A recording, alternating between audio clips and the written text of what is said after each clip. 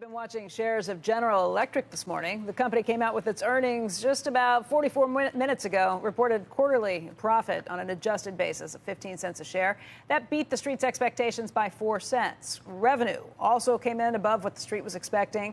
And GE raised its full-year free cash flow forecast. It also said that its GE Capital unit remains on track to execute $10 billion in asset reductions this year. For more on this, let's bring in Scott Davis. He is the CEO and chairman at Melius Research.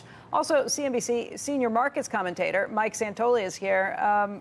What did you think, Scott? I know you had a buy on this before, but what do you think now that you've heard what the company is looking for the rest of the year? I'm relieved. I mean, you didn't really know walking into the quarter, really, particularly given what's going on at Boeing. It's always good for an analyst. Wow, I'm relieved. Okay, we it's can move on. Yeah. Well, it's not been the best quarter in the world for Right. industrials, right? I mean, okay. it's a tough economy, and GE's trying to execute a turnaround in a tough economy. And they're the largest supplier to Boeing, right? So, I mean, this isn't the best environment. And Larry Culp is executing. He's doing his job. He's doing what he can do. The numbers look clean. They look good. You not only have a buy rating on it, you own this stock as well. So Yeah. You're putting your money where your mouth is in this Yes, case. I own it. Would you buy more based on the report today? I would. I think the stock, I mean, if you can look out 2 years, I think the stock will be easily in the mid-teens. You have to believe that Larry can execute. But look, we're executing right now. I mean, we were thinking maybe 50 cents of earnings earlier in the year. Now more like 70 cents. Next year's looking more like 80 to 90. The year after that, $1.10, $1.20. I mean, and if you have a little bit of luck with the macro environment and get this Boeing fiasco behind them, then, you know, maybe there's upside from there.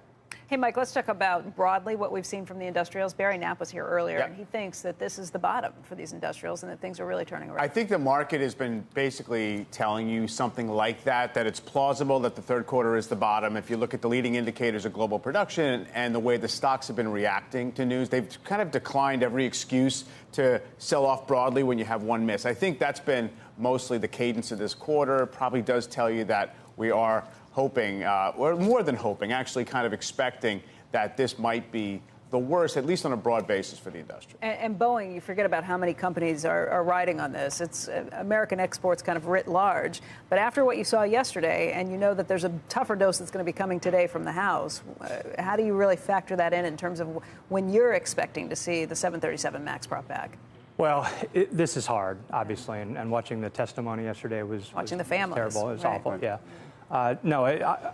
Terrible. And for industrials overall, just to back up, it's been a tough. I mean, these are front and center companies on the tariff debate. But if you really back up and you think about, just take 3M for example. We've already had 4 earnings cuts.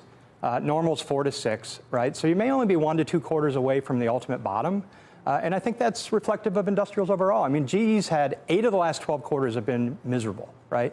And you've finally strung together a couple decent quarters in a row, and that's in a tough macro. So I actually think the outlook for 2020 is pretty good. We also have this situation right now where, with the Boeing situation in terms of production interruptions, with the GM strike, with the tariffs, you have like mulligans all over the place. So I think the macro data is going to be run through that filter. I mean, I'm just looking about how the street kind of digests incoming macro information. It just almost seems like you're going to get a pass on some level if growth itself right now is not looking that great.